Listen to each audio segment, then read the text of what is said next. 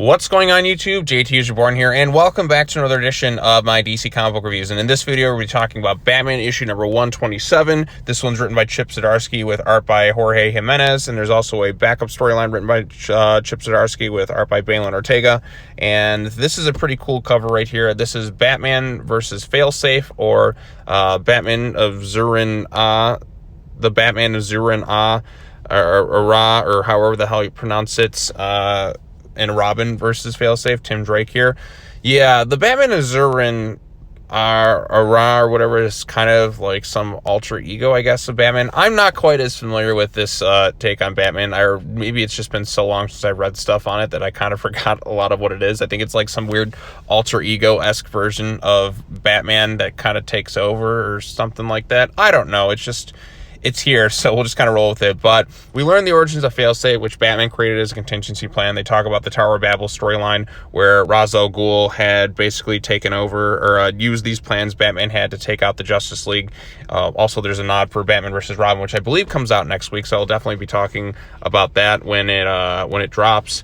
So, yeah, the good thing about this issue, it's the Batman of Zurin or whatever it is, and is mainly going to be fighting Failsafe in this issue. And Jorge Jimenez really steps up his game in this art here, and the colors and everything just pops right off the page. I know I've been kind of complimenting Dan Mora a lot lately as like the best artist at DC Comics, but Jorge really came out swinging in this issue. I think like action is his strong suit. Whenever he can illustrate that, and then the colors and everything just pops. That's the good thing about this issue, is it's mostly just kind of fighting, and Nightwing and that, everyone's kind of like out of commission for the most part. Everything that they do to try and stop Failsafe just isn't really working. Even with this version of Batman and that, to the point where he kind of has to call in some backup. Batman of Zurin is talking about how everyone's kind of a soldier, and then Bruce is like, he's not a soldier, he's my son. And you kind of get that moment there, and he kind of gets his ass beat, and then ultimately you have to call in some sort of backup.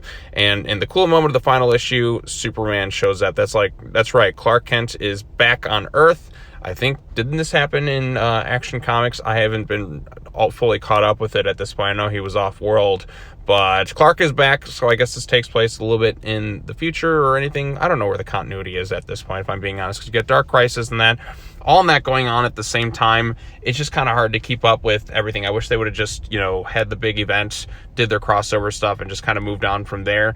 But when everything's kind of all over the place, it just makes it a little bit tough to follow in some ways. But anyway, so Clark Kent shows up at the end of the issue, so he's going to come in and he's going to kick Failsafe's ass.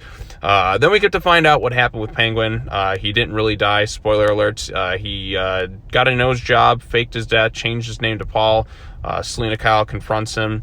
So Penguin is still alive. He got some plastic surgery and all that, and he's just like, I've had enough of Gotham. I'm tired of this shit. It's just an addiction. Nothing ever really works out for me there. So I'm just gonna kind of live my life out here in Metropolis, but I'm still rooting for some of my kids to take out Batman and all that stuff. And Selina Kyle finds out about that whole situation. So now we know the background where Penguin's at. He's out in Metropolis. He changed his name. And Selina Kyle figured out like her whole little backup storyline where she's been going around dealing with the benefactors or whatever it is, the people on Cobblepot's will to like get his fortune and stuff. So who knows what he's really up to now that he's out in Metropolis. There's some good aspects to that with him and Selina having a conversation. And there's always a little bit of truth to that. You can tell he's probably just sick and tired of Batman and the whole situation. And I'm sure he just wants to get out of Gotham. I mean, why would anybody want to live in Gotham City? It is an absolute nightmare. People are always dying. There's always some world-threatening events going on in that city. I am shocked that anybody still lives there. Like, why that city hasn't been leveled to the ground entirely and everybody hasn't just up and left is beyond me. Or why aren't there just big supers just kind of living throughout the whole city and just consistent people trying to stop the crime? Like, I mean, you have so many vigilantes in Gotham, and it generally never feels safe because there's so many damn supervillains and everything kind of going off at the same time. You wonder, is there ever even, like, what's even the point of being a Gotham at this point? So this issue in general, probably the most exciting, I think, of the Zdarsky run, mostly because it was a lot of action, and Jorge Jimenez's artwork is top-notch. I can't complain about it. I thought it was excellent with the visuals and the fighting and everything. The whole Batman of Zurin thing, I still don't really grasp that concept as well. It's some sort of alter ego within Bruce, and he's talking. I don't know. It's just, it's kind of a weird thing, if I'm being honest. I don't know why it's even necessary at this point. A Batman without Bruce Wayne, but it's still the body and all that. However it works, it's just kind of weird, if I'm being honest. But there's some cool action involved, and that's pretty much the main gist of it. And Superman showing up is kind of cool at the end there.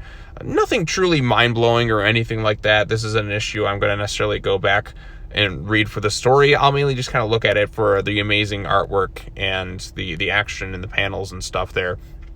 Penguin being alive and changing his name, I kind of expected him to be back at some points, but him faking his death, it just seemed rather easy per se. But now that he's back, he's off doing his thing, and we'll just have to wait and see what he does next. So yeah, those are my quick thoughts on Batman 127, the Catwoman backup.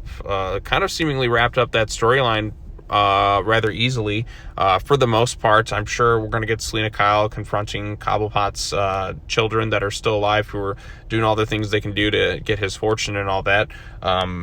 But we'll see where it goes from there. So yeah, I mean, nothing amazing or anything like that. I thought it was a pretty entertaining issue, mostly for the artwork. And I'm looking forward to seeing Superman beat the hell out of this Failsafe character, and then we'll move on from there. So anyways, if you have any thoughts on this particular issue, let me know what you thought of it in the comment section down below. Be sure to like this video, share it with your friends, subscribe to the YouTube channel for more content, hit the bell for notifications. And yeah, that's all I got to say. I think that's it in terms of comic book reviews for this week. There may be another one. I'm going to have to go back and recheck, but I think that should be it. Post your comments down below. And yeah, that's all I got to say. Also, check out my Dark Crisis on Infinite Earths number 4 review. So if you have any thoughts on that. All right, well, thanks for watching, everybody. As always, take care now. Bye-bye then, and I will see you all in the next video. Peace.